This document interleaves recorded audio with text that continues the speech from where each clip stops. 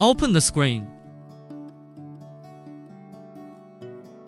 If E04 is displayed, please go to page P8 to disable the throttle function and check if E04 appears.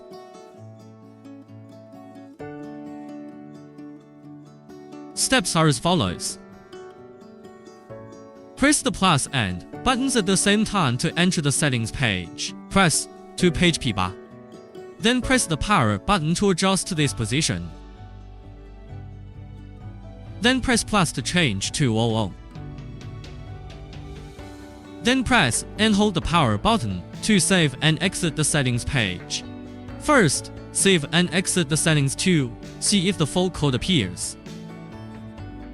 Second, restart the screen to see if the fault code appears. If the E04 error code no longer appears in both cases, then it can be 100% confirmed that it is caused by the throttle handle failure.